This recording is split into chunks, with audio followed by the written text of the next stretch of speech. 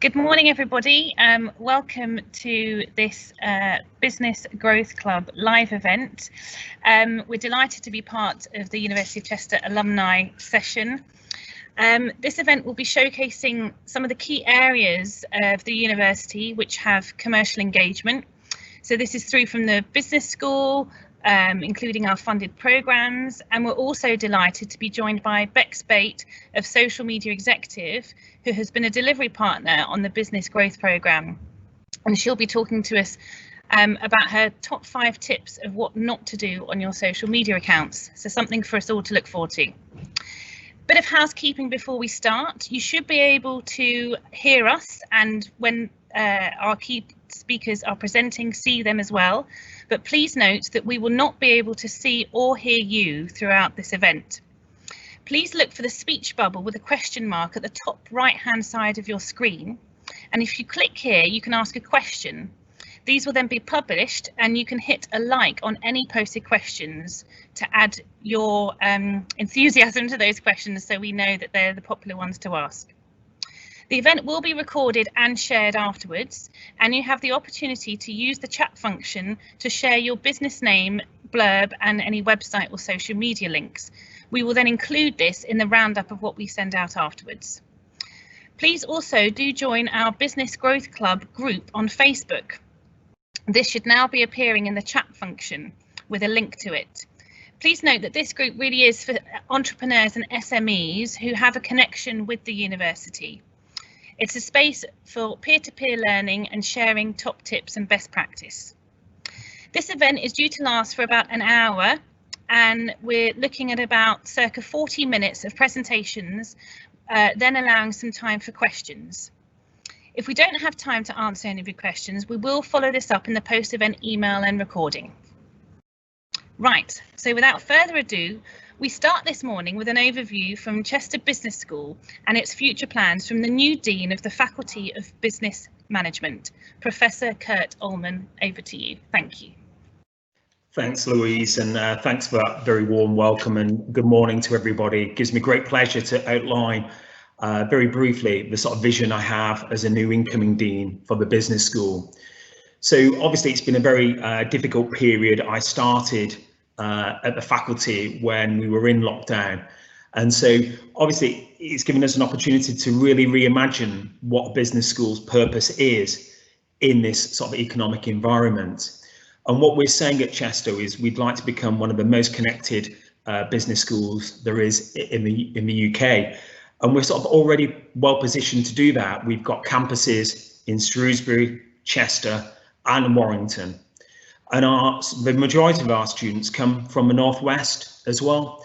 And what I would like to do is make sure that all of the students who are studying with us have the opportunity to work on contemporary business problems with small businesses and large businesses in the region.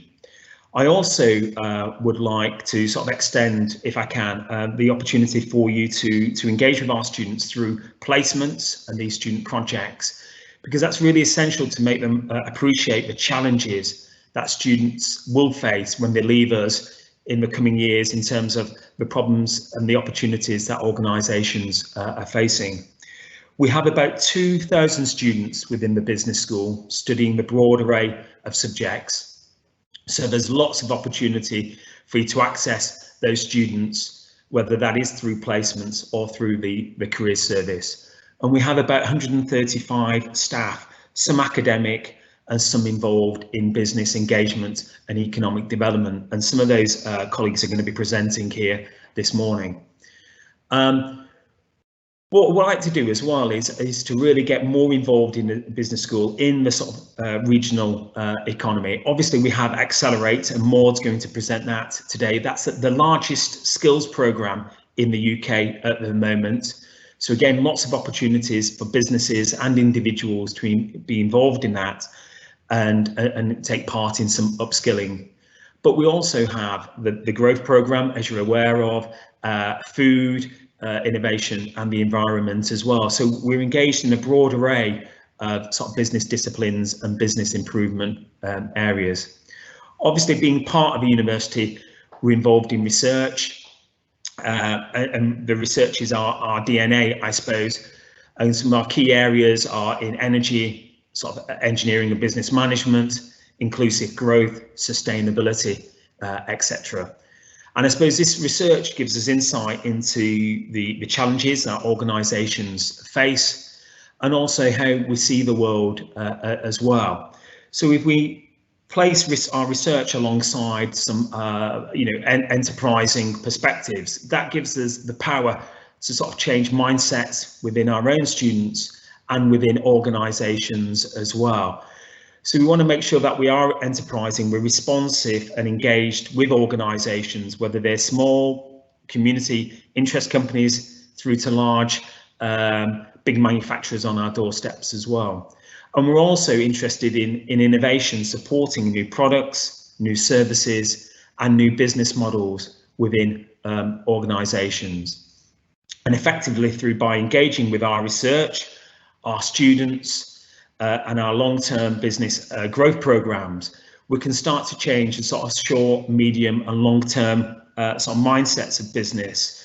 And that's really what our key business is. So I look forward to engaging with you going forward and answering questions about how we may help you, particularly in this post-COVID period. So thanks very much, Louise.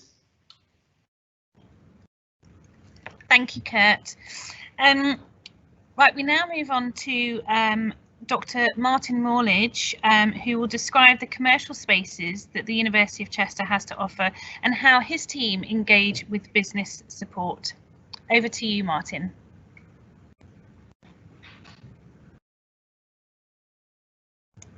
Good morning, everybody. Thank you, Louise. As Louise said, my name is Dr. Martin Morledge, and my role in the University of Chester is to engage with businesses and to interface them into the amazing support, students and thought leadership that we've just heard Kurt describe to you.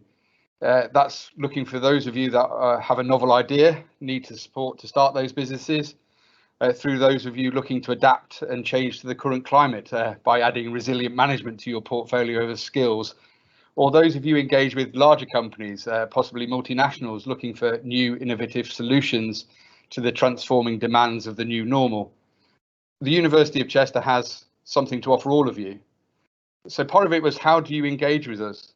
It's very easy. We have a conversation, and from that conversation there are lots of ways to access the support, and you'll hear more of that this morning as colleagues outline just a few of the excellent programs available to us. I want to take my time this morning just to highlight 3 of those current assets. But before I do that, I also wanted to highlight the importance that the university plays across the region. As we've heard, our activities take place not just in the heart of the city of Chester, but in Warrington, Shrewsbury and the Wirral, to name a few. All of these locations act as a hub in those places, engaging the local communities, the businesses, public and private sector organisations, to which the university is a key contributor and supporter. We want to work with all of you to make sure that they are better places, and that's what really is important and drives the commercial operations activities within the university. The 3 sites this morning that I want to touch on are the Riverside Innovation Centre, the Now Food Centre, and specifically the Energy Centre at Thornton Science Park. These 3 key assets allow businesses to locate and undertake their operations right in the core of the university. And this allows us to maximise that research, innovation and enterprise expertise that we have to support you to grow and develop, but more importantly, exactly where you're located to give you the growth that you need. So you might ask, why is that important to us? And as we've just heard from Kurt, it's really important that at Chester we offer a demonstrable different student experience. And as we are joined this morning by the alumni group, I think most of you here will know that that really does make a difference to your studies.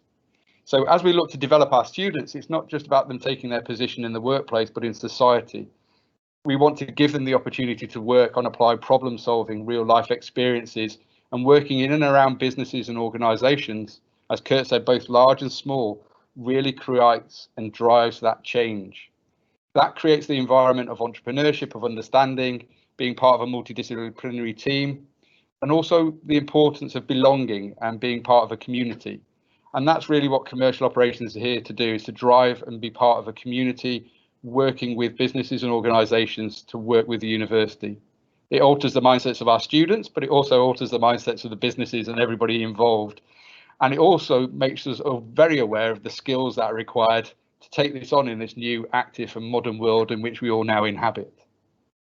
But back to those 3 sites, the Riverside Innovation Centre brings together new serial entrepreneurs in the innovative and creative companies that we have, using the latest digital skills, some consultancy, but it's also a great community spirit that is brought together right in the heart of Chester by the river, right next to our campuses, and engaging with a business school and lots of other activities. So it's a great thriving place to house and have your business. Now Food draws on the rich harvest of food companies that we have across Cheshire and the surrounding counties, also along with the artisan food producers and the Cafe Society, which are in our midst. And that creates a range of sustainable products, new routes to market, and really drives the sustainability. And that brings in the Energy Centre at Thornton Science Park, again, looking to the future around sustainability of our local supply chains, reduction in our carbon footprint, and how we start to change towards a carbon economy and net zero. These are 3 great, amazing places, and they allow you to do some great things of engaging with students, with academics, but also with each other. They act as focal points for the areas that our next speakers will talk about around student placement, research projects, business support, skills, training and lifelong learning, along with our own personal development. So this is just a hook to get you to come and talk to me, because my time's up. I really want to start those conversations with you about how the university can engage with you. And as we say, our doors are open, but in our changing times, so are our emails, our mobiles and our calls on Teams, Zoom or Skype, whichever one we're on today. So I want to engage with all of you to understand 2 things that I'm going to leave you with. 1, how can we support you personally to grow and prosper? But also, how can you give back to the university, which allows us to really grow and develop the next generation? On that, I'm going to leave it there. Louise, back over to you. Lovely, thank you, Martin. Well, as you heard, so it's up to all of you out there to start getting in contact with us to see what support you can get. Many thanks, Martin. So next we're going to hear from Adam Crane from Careers and Employability, and the very many ways in which businesses can engage with our students and the benefit that that can bring. So Adam, over to you. Thank you. Absolutely, thanks Louise.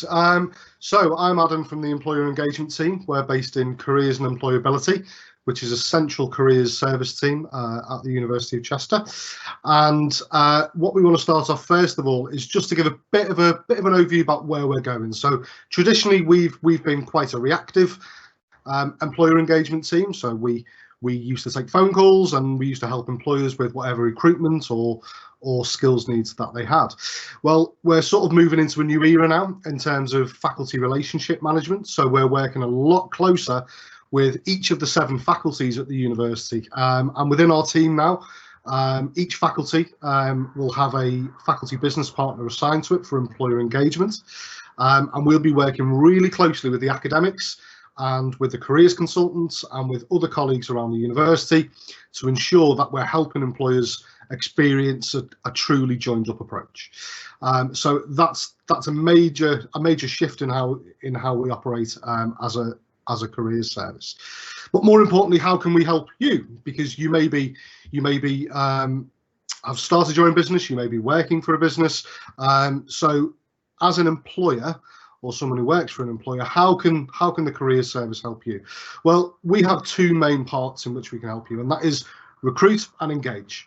And to break it down and give you a bit of a shopping list in terms of recruit, we hold the main university careers fair.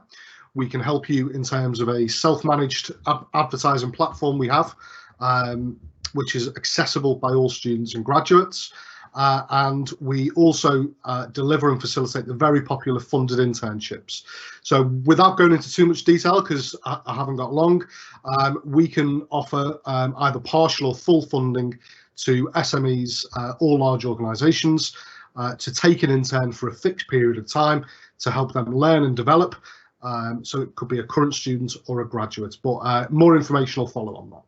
In terms of engagement as well, we help facilitate engagement with faculties and academic departments, but also with our colleagues in departments that work extensively with other businesses, such as commercial operations, particularly Joe at Riverside Innovation Centre. We have a great relationship with the Riverside Innovation Centre.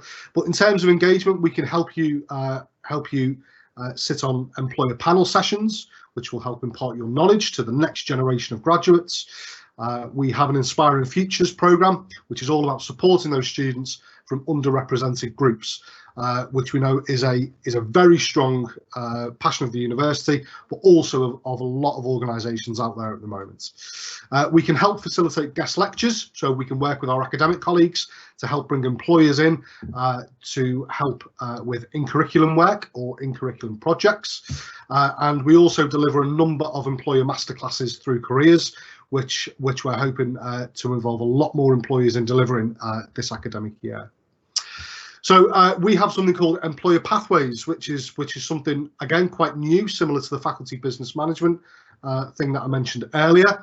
And we have a very good reason for doing this, because every employer is different, every business is different, and we realised we have to work quite uniquely with each organisation. So we have followed the mantra of a lot of our colleague institutions from around the UK, and we have a very simple gold, silver and bronze tiering system.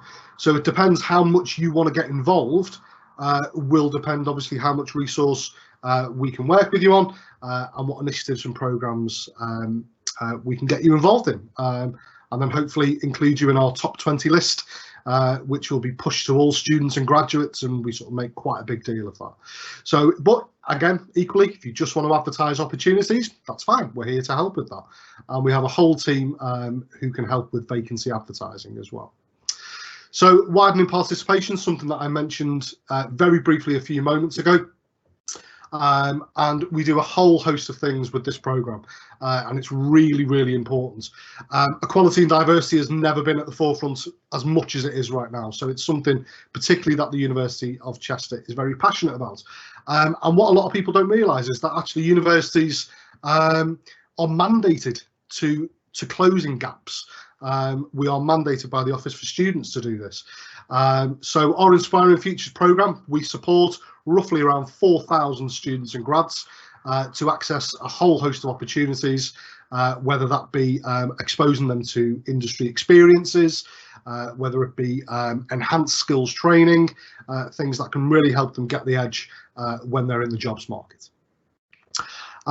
Moving on to a culture of well-being, I think all of this is quite synonymous, something we perhaps wouldn't have really talked about as an employer engagement team a few years ago, but now we really do encourage a culture of well-being, and we want to make sure that our students are leaving university and going into the workplace with a very solid understanding of an active and healthy lifestyle, because we know how important that is in terms of productivity and in terms of their performance when in work. And then moving on, how we make our students' careers ready. Well, I think I've given a bit of a flavour about all of the things we do as a careers service, but that really is the tip of the iceberg. It's a very, very busy department. We work out of every campus, and as I mentioned, a lot of the things we do culminates in the Chester Difference Award, which is an award-winning itself employability programme, which all students and grads can take part in, and it's very, very popular indeed. But again, more details we can make available about that. So if you're ready to talk to us, or if you want to find out more, we have a dedicated email account, which is employers@chester.ac.uk, where you can email with any query, even if it's for another department. We can signpost and make sure we find the right people to help you. So anything from an employer engagement perspective, please get in touch. Thanks, Louise. Great. Well, thanks, Adam, for that very comprehensive but succinct overview of all the many ways businesses can engage with you guys. Okay, at this point, we're now handing over to Bryony Robertson, who is a Business Development Manager at the University of Chester, leading on the Cheshire and Warrington Business Growth Programme. So Bryony, over to you. Thanks very much. Good morning everyone, and thanks Louise for the introduction. I'm Bryony, as Louise has said, one of the business development managers on the Cheshire and Warrington Business Growth Programme. The University of Chester is part of a consortium of delivery partners alongside MMU and Rees College. We offer 12 to 18 hours of 100% EU funded support to pre-starts and SMEs across all sectors in Cheshire and Warrington.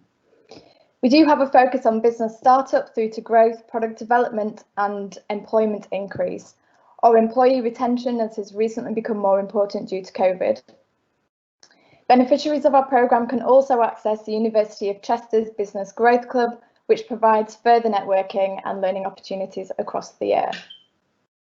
So in terms of what businesses can access through the 12 to 18 hours, we host workshops, boot camps and masterclasses delivered by our fantastic delivery partners, who themselves are also local businesses with the developed expertise in a particular subject. You can see on the slide a few examples of the sessions that we typically host, but we do tailor the programme to the needs and demands of the businesses we support, so we're always evolving. In addition to the group sessions, we also have a team of business development managers like myself that can support on a one-to-one basis, and we have product development expertise and equipment available at our commercial sites at Now Food and Thornton Science Park. At the moment, all of our sessions are run virtually via Zoom, but they've previously all been face-to-face at venues across Cheshire. And we've been really proud of the delivery partners' achievements over lockdown in managing to take our support fully online very quickly, and also our beneficiaries who responded to the changes very positively and worked extremely hard at increasing their business resilience. So from the 1st of April, when our first online session went live, we supported out hundreds of local businesses via our workshops, boot camps and masterclasses, but we also launched some shorter lunch and learn sessions on timely and important subjects such as wellbeing and resilience, managing cash flow and finances, website and SEO, social media marketing, PR, and even smartphone product photography to help those that were setting up new retail websites due to COVID. And the photos here are just a small snippet of what was delivered. A Grow, Thrive and Survive business bootcamp led by Simon Calderbank at Riverstar Associates on the left, and an Instagram workshop led by Bex Bates of Social Media Executive on the right, and of course we'll hear from Bex in a few minutes, and that's all the hashtag that we're doing in the image in case you were wondering. And just my final slide is really to highlight a few of the amazing businesses that we've worked with recently, and all have fantastic logos, I might add. For example, Protein Rebel, they produce sustainable protein products, and they've been a great example of the breadth of support that we're able to offer through the programme and the university as a whole. The company has been able to develop, produce and test their innovative products at our Now Food Centre, as well as gain training and support through our workshops on how to successfully start and grow the business. The team were also able to support the company with filming at the Now Food Centre for their appearance on the BBC show The Customer Is Always Right, and do have a look at that if you haven't already seen it. Protein Rebel has also recently reached the finals of the Nourish Awards and is presenting at various events, including a local TEDx talk about finding local business solutions to the climate crisis. And details of this will be provided in the chat box if you're interested in attending. We've also been supporting Edge Travel Worldwide, who has taken every opportunity to engage with the university across various programmes and faculties. The travel company over lockdown faced obvious challenges, but worked hard to diversify their offering and had a group of 3 University of Chester Business School students support with the branding and marketing of 2 brand new offerings. Both the founder, David Pickles, and all 3 of the students have been able to access our fully funded business workshops and engage with other local businesses going through similar challenges. In fact, the peer-to-peer aspect of our programme has proved hugely beneficial, and many new business relationships and collaborations have been forged through our group sessions. So those are just 2 examples of the diverse and creative businesses we've had the pleasure of working with recently, but there are many, many more, and you can view some more of their case studies on the university website. So that's all from me on the Business Growth Programme, and if you'd like some more information or to register on any of the business events, please do have a look at our website or get in contact with the team. Again, details have been provided in the chat box. Thanks, Louise. Many thanks, Bryony, for that succinct overview of what is quite an in-depth programme, providing such great support. And as Bryony said, we're already getting some fantastic case studies through. More of those will be appearing on the website. And as Bryony said, there's details of the programme coming up in the chat box. So finally, in terms of presentations from the university, we now hand over to Maud Duthie van der Ven, who will be telling us all about the new Accelerate programme and what benefits that can offer to your business. Thank you, Maud. Thanks, Louise, and good morning, everybody. I'm Maud Duthie van der Ven, and I'm the project lead for the Accelerate project, which is led by the University of Chester. If we can go to the next slide, please. So the project is based in Cheshire and Warrington, and we're working together with the local enterprise partnership and also Marketing Cheshire. It is an European funded project to support people who are employed and living and working in Cheshire and Warrington to upskill or reskill. Or also, if you identify a skills gap that you currently have, how can we support you? And we can provide you with training. We offer accredited and non-accredited training, but also we do short-term and long-term courses, from CPD sessions to actually working towards degree level as well.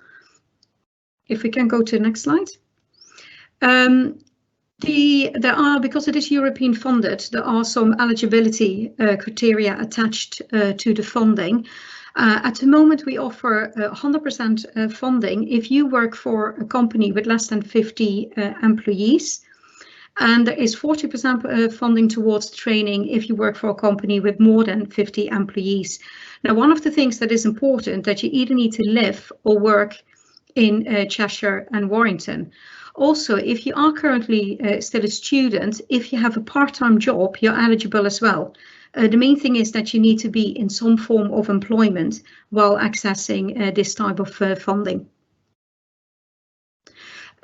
We have procured providers, training providers that are actually delivering the courses on behalf of the project. Those providers are from, say, small-scale SMEs to sole traders to colleges and large national training providers. We have over 90 courses currently procured. We have divided them up in headers. So, for example, you can see this project management, this management and leadership, ISO, digital marketing. But as you can see, there are over 90 courses. And if you want to find out, we can provide you with a whole list of the courses that we have available. Now, how to access the program? We have a team of project coordinators that manage our inbox and inquiry line, where you can ask questions about the project and where you can put an expression of interest in. Because it is European funded, that means that there is some kind of registration needed. It means we will ask you for some evidence that you are employed, that you have the right to work in the UK, but also to see what is actually highest attainment, which is a requirement for the project. We then can, if you know already what kind of courses you would like to do, you can make a selection, and we introduce you then to the training provider, and you can start with the training. Now, in the case if you're not quite sure what kind of training you would like to do, and you need to identify what your skills gap is, we do have actually skills brokers. The skills brokers can talk to you to see what is your training needs. They can do an analysis for you and then help you identifying the exact training course that you need. And then it's a similar process where you just will be registering onto the program. You will be introduced to the skills provider, and then you can start the training. So if you want to find out more, you can go onto the email that is listed here, or you can get in touch with us via the phone, which you can find after you send an email. Thank you. Back to Louise. Great, many thanks for that, Maud. For more information, you should be able to click in the chat box function as well about all these different programmes. So finally, I'm delighted that we are joined today by one of the Cheshire and Warrington Business Growth Programme delivery partners, Bex Bate of Social Media Executive. I've been very much looking forward to this session. Bex will be giving us her top tips on things not to do on social media. So without further ado, Bex, it's over to you. Hello everyone, and thank you for Louise for that introduction. So I'm Bex Bate from Social Media Executive, and I'm a social media consultant. I train companies how to effectively use social media to generate new business. So that's all I do. I purely focus on training on social media platforms, and I've had the privilege of being one of the delivery partners for the Cheshire and Warrington Business Growth Programme. So I'm just going to give you a little snippet today of what it's all about. So I'm going to give you 5 mistakes that businesses quite often make on social media, but have a really big impact on the reach that they gain through their platforms. Okay, so I'm just going to give you 5 top tips. Again, if you've got any questions, please do put them in the chat. Okay, so the first mistake that businesses make when they launch on their social media platforms is they try and talk to everybody. They try and sell all the products and services to everybody. So a new business might launch in Warrington and they'll be like, right, brilliant, well, everybody can be my customer. That approach is not going to work on social media. You need to be really specific about who you are targeting and creating messages on your social media, creating content that really resonates with a particular audience. We're not Coca-Cola, we don't have a massive budget. We've really got to think about who we are focusing on, okay? So really niche down on your audience. Do not collect likes and followers to your page. That is the worst thing you can do. I actively train my clients to remove likes off the Facebook page, to remove followers off their Instagram and things like that, because you've really got a small amount of content and reach on your social media. Therefore, you've got to be very targeted. If you write a post on social media, that post does not go to all your followers. So if you've got random followers, you're potentially reaching the wrong audience. So the second mistake that a lot of companies make on social media is that they launch on every single platform. They think, brilliant, well, I can be on Instagram, I can go on YouTube, Pinterest, LinkedIn, Facebook. That is completely the wrong approach. When you're a new business, you've got an awful lot to do. Really think about your target audience. Where do they hang out? And just focus on 2 initially and do those well. Social media platforms work so differently and can target people in different ways. So you've got to make sure you are on the right platform. Just do a couple and do some training. You know, access all the training through the university provides.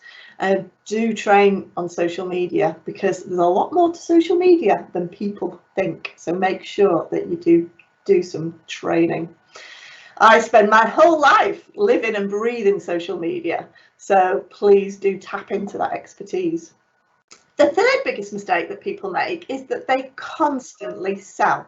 So they constantly try and sell their products. So they create this fantastic Facebook business page, and then all they do may push out messages. Oh, I've got a new product. Buy this, 20% off. Look at this fantastic new innovation we've created. Aren't we fantastic? People are not on social media to be sold to. People are on social media to see what their friends and family are doing, to find out what's happening in their local area, to be educated. If they want to buy, they're going to go onto Google. So really think about the messages that you're pushing out through your social media platforms. It's about building a community. It's about adding value. It's not about showcasing how brilliant you are. It's about thinking about your customers and how you can help them. Really do work on building that community and networking with your customers and potential customers. You want to get engagement on your content. Constantly selling, people will just scroll past. Once you've built up an engaged social media platform, then you can start dropping in those sales messages, because they're then ready to buy from you. So don't constantly sell. People will get switched off. If you've ever seen a social media pages that have got thousands and thousands of followers, scroll down to the posts and see how much engagement they have. And lots of people liking and commenting on those posts, because that's what you want. Sometimes you will see platforms, if you look at your competitors, think, wow, they've got thousands of followers. How have they done that? That's not important. What's important is if they've got engagement on their posts. Scroll down. If people are having a conversation, that's what you want, because people are interested. So the fourth big mistake then that people make when they're creating social media posts is, because they're thinking of that sales, they put links in the post. They'll write a post and go, oh, here's the link to my website to find out more. I've written this fantastic blog. Here's the link. Again, if you put a link in your social media post, doesn't matter what platform you're on, unless you're on Pinterest, because Pinterest loves links. But all the other platforms, generally speaking, if you put a link in, that social media will scan that post before it goes live. Within a millisecond, those little robots will scan that post and they'll say, oh, hang on a minute, you've put a link on. You are trying to take my customers, my LinkedIn, you're trying to take people off this LinkedIn platform. You're trying to take my Facebook people off Facebook. Those platforms don't like it. So if you put a link on, those robots will only share it to a tiny percentage of the people that follow you. It really reduces the reach of your posts. So try doing posts without links. If you're on Facebook, ask them to message you directly if they're interested. Ask them to comment below if they want more information, and really try and drive that engagement. Okay, so don't put links in your posts. Just try it. You will be surprised at the difference it makes. And the next one, so my final top tip is, people think social media is a lot simpler than it seems. All they think is, it's brilliant. I've created a platform, I've created a Facebook page, I'll just put some posts on there. There is, particularly on Facebook, an awful lot of information you need to put in the background to set your platform up correctly. Social media platforms work a little bit like your website, in that you have to optimize them to come up in the searches on Facebook, on LinkedIn, on Instagram. It doesn't matter where you are. You've got to put keywords in the right place in order for you to rank high on that platform and to be put in front of the right potential customers. There is a plethora of settings, and unfortunately, when people launch their social media platforms, they fill in the basic, job done, and then start posting, and that's when you struggle to grow your platforms. So do think about optimizing your pages and doing them well, particularly if you're on YouTube and Pinterest. They are massive search engines, and they work very similar to Google, but the same with LinkedIn, Instagram and Facebook. You've got to be ahead of the competition. Social media is so competitive. Everybody is on it now. 5 years ago, you could do quite well with the minimum, but these days it's very difficult to maintain at the top of the rankings. Each social media platform will rank you to see who's going to put ahead of who. Those pages that are the most engaged, that have lots of conversations on them, are going to do the best. And believe me, you can do it for free very, very effectively. You do not have to pay for advertising. So those are just 5 top tips. And again, if you need any more advice, any more training, like Bryony said, I do run some training through the Cheshire and Warrington Business Growth Hub. I also run a variety of training that you can access at any point in time. Every month I do different workshops on different social media platforms. This month I'm running LinkedIn, how to optimize your LinkedIn to generate business inquiries. So that's running on the 22nd of September. And please do follow me on social media, because I share lots of tips and lots of advice. I welcome lots of questions if you're ever stuck on anything. So please do get in touch. And every Monday I do a bit of a live session on YouTube that offers some live tips on a particular topic each week. So again, if you've got any questions, please don't hesitate to let me know. And I will now hand you back to Louise. That's great. Thanks ever so much for that. I certainly picked up some tips, especially the one about not putting links in posts. So yeah, that's a bit of a revelation for me, certainly. Right, everyone, well, we're now at the end of our presentations, and we now have an opportunity for some Q&As. We have received quite a few emails via email and social media, actually, but we've had a couple that have been posted in via the chat function. Again, if you've got any questions as we're going through, please do post them. I'll be keeping an eye and I can publish those as we go through. But first of all, we did have one. Somebody had emailed asking about, given the pandemic and the situation we're in, how is it that students are able to benefit from that commercial engagement that we offer here at the University of Chester, and how can it be mutually beneficial for both businesses and the student, of course. Now, Kurt, I see that you've put a response there about some of the virtual stuff, but I wonder whether Kurt and Adam, you wanted to maybe expand on that a bit. So shall we start off maybe with Adam? Did you want to come in on that? We'll just get your camera lined up. There we are. Yeah. Thanks, Louise. I think it's one that everyone's experiencing at the moment. So certainly there are restrictions in place, and there've been stronger restrictions earlier on. But I think the important thing for our interns who are currently out on current internships is that they are experiencing the same thing as the colleagues that they're working with. So I think that's a learning curve in itself. I think there's actually been we've seen quite a bit of benefit to the organisations who may not have been maybe as tech savvy or as experienced in remote working, and then all of a sudden they've got an intern who can use this technology at their fingertips and it comes as second nature to them. So we've seen some benefit in that sense. There have been some face-to-face interactions. Some things are completely unavoidable. If you're doing an internship in a lab, then it's going to be very difficult for you to do that via Teams full time. But certainly we are seeing a rise in face-to-face interactions. But of course, being safe and adhering to public health guidance. But I would say we haven't seen a drop in quality. There is still a good level of interaction between the employer and the intern, definitely. Kurt, I don't know if you want to add into that. Yeah, I don't know if, I just concur with everything you've said, Adam. We've still seen good numbers of students participating, and particularly for some of my students, where they may be doing desk-based research items, so doing some background research, some marketing analytics. Actually, where they're based doesn't matter.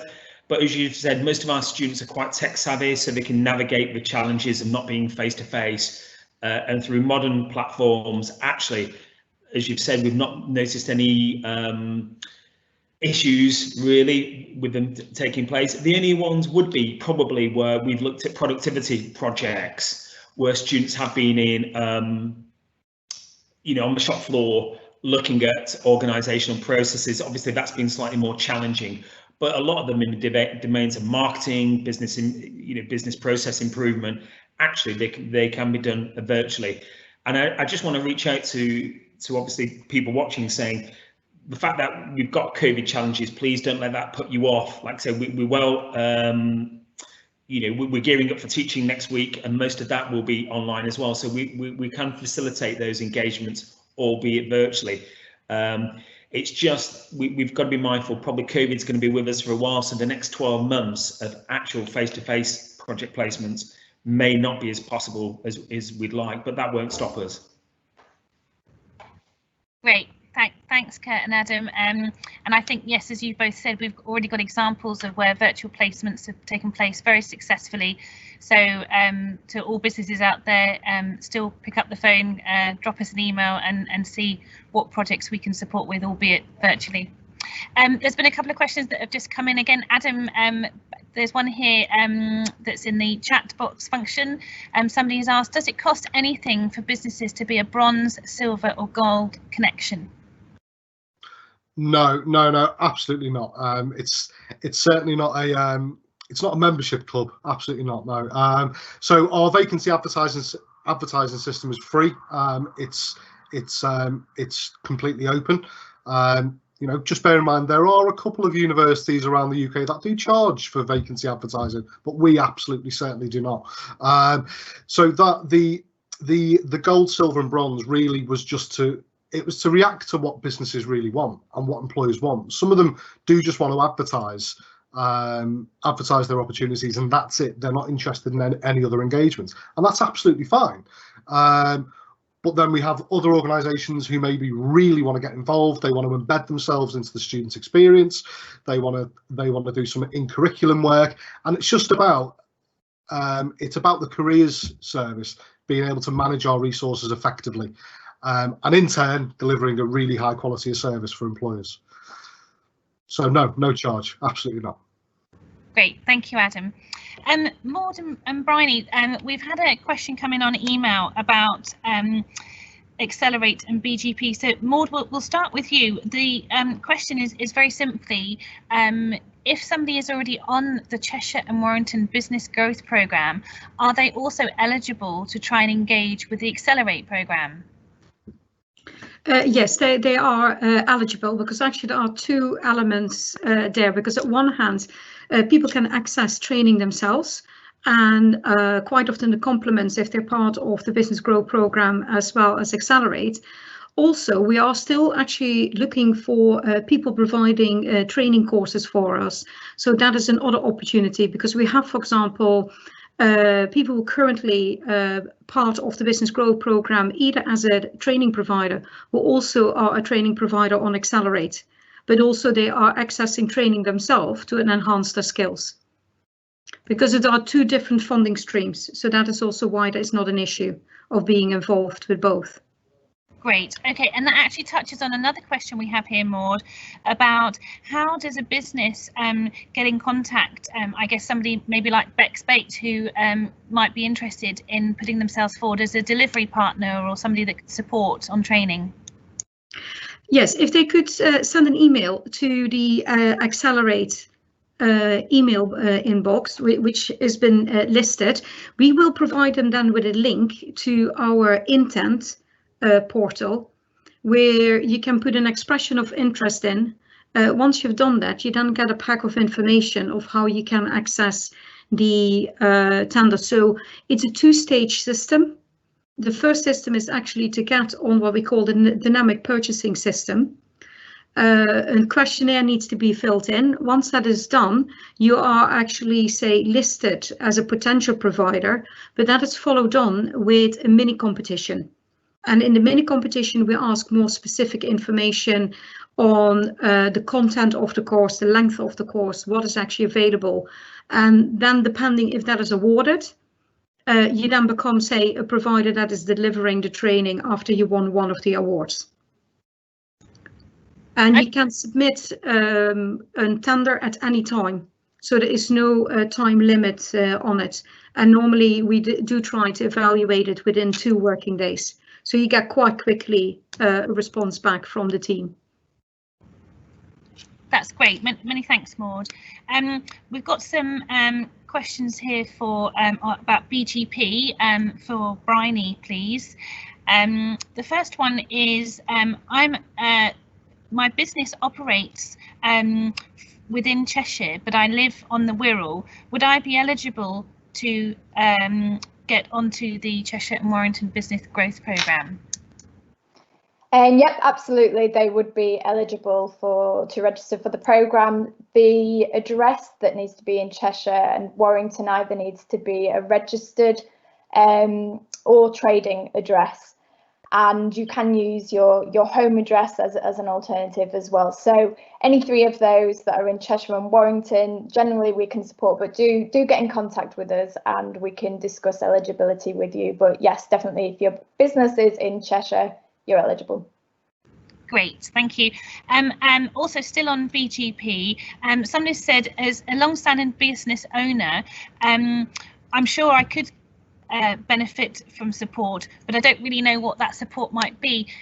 How do I go about contacting you and sort of not wasting time? But I think they're just looking to say they don't know what they don't know, I think. Yeah, and I guess we've had a lot of more established businesses contact us, especially during lockdown as well. So they're having to reassess everything a lot more at the moment, so that even their whole sort of business model. So whilst we do support startup businesses and pre-start businesses, we do support a lot more of the established businesses as well. And as I say, over lockdown, we've had loads come on our workshops, on our boot camps, and the peer-to-peer aspect actually of those courses has been almost the most beneficial for them. So they're talking to other businesses that are going through similar challenges as them. And just that little bit of confidence boosting, sharing their problems has really been of benefit to all of them that have come on our workshops. So and some of our boot camps actually are tailored towards the more established businesses anyway. So do come and let us know. We'll talk through your business and what sort of needs you have at the moment. You will be assigned a business development manager when you first get in contact with us, and we'll go through a very short sort of diagnostic with you and just see, one, if the support is suitable for you, and then two, we'll look at what's on offer and try to put together a programme for you. Great, thanks, Bryony. And one really last quick one was, hi, I really enjoyed attending I think they were called the Lunch and Learn sessions during what was the first phase of lockdown. Will there be any repeat of these great soundbite sessions? So I think what we've been doing, particularly over lockdown, is responding to the needs of the businesses. So whatever they're saying that they need at the time, we will host. So the Lunch and Learn sessions were an immediate reaction to COVID, everyone suddenly going into lockdown, and businesses being really worried about their future and where to go. So that provided that sort of stopgap between the longer workshops that took us a few weeks to get online. So yes, if there's a need, if there's a demand for those sort of shorter sessions, then yes, we can certainly look at hosting those again. There's none immediately in the diary, but yeah, if we get the feedback from businesses, we will host similar sessions again. Great, many thanks, Bryony. We've got a question here about some of the commercial space, so this would be one for Martin. I'm a business that's looking to potentially locate more into the Chester city centre. Having read up on the Riverside Innovation Centre, I would be interested in finding out about space. What's the best way of doing this? And indeed, is this something that's possible at the moment, given the pandemic and the situation that we all find ourselves in? Yes, thank you, Louise. Yes, as I said in my 5 minutes, our doors are open. The doors are open of all our facilities and our assets to bring businesses back in. As we have said before, we're doing this COVID safe with all the right precautions in place, but we will welcome that individual to contact myself directly or to Joe Vernon, who is the centre manager at the Riverside Innovation Centre, and we can start that conversation of how we support. And there's a number of ways we can bring people into our facilities, from hot desking into offices, and really that virtual one as we start to understand how we support and wrap around the university around them. So yeah, just to re-emphasise, across the university, we are open again for business, as we've had from Kurt and others. Our students are coming back in the coming weeks, but our businesses have been in and been working throughout the pandemic, and we look at how we will move that forward, but again, doing it safely and appropriately. So I would welcome anybody who thinks that the University of Chester can support them by bringing them into one of our assets to, as you say, contact me and let's start that conversation. Great, thank you, Martin. We've also had a similar question about a food business, so I think we can take that as a given that they can make contact via businessgrowth@chester.ac.uk, and then we'll put them in contact with the relevant people commercially. Yeah, that again, as you say, there isn't a business we don't want to engage with across our broad range of sectors. And as you say, today I just touched on 3 around, innovative, digital, creative, and food sector, and also that future sustainability around energy, hydrogen, and clean growth. But again, we're looking for a range of different businesses that we can engage with across the university. So as you say, please do contact us and let's start those conversations. Lovely, thanks Martin.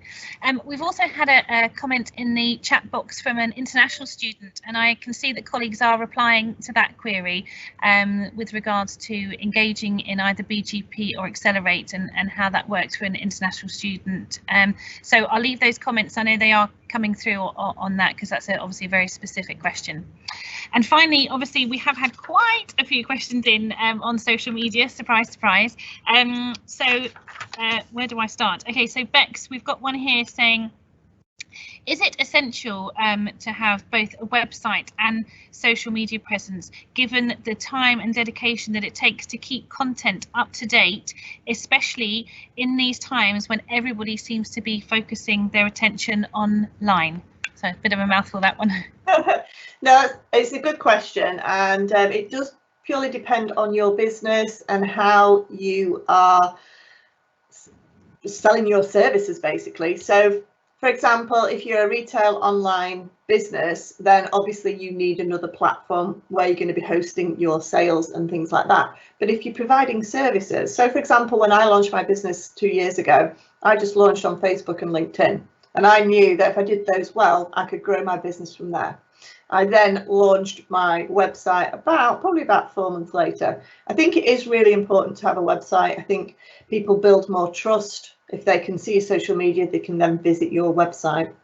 But what I would say is that even though you have a website, don't use your social media necessarily to drive traffic to your website. I know a lot of marketing agencies use social media to drive traffic to websites, but it's becoming more and more difficult because your social media platforms do not like businesses being taken off their platforms. Therefore, my sort of strategy is really use your social media. If you can capture a conversation with a potential client directly on your social media without taking them off, then brilliant, you've hooked them in straight away. But it's really important still to have a website to really showcase what your business does and really sell what it does as well on your website. Does that answer the question? Linked a bit to that, actually, somebody's asked here, how would you recommend dealing with constructive feedback / criticisms on social media? I've previously been told to always try and take it offline, but I don't want to look like I'm hiding. Yeah, no, and I would agree. A big fear from people is about, well, what if I launch on my social media and I get lots of negative feedback? Yes, if you are a celebrity, if you are a well-known brand, you tend to get a lot of negative feedback.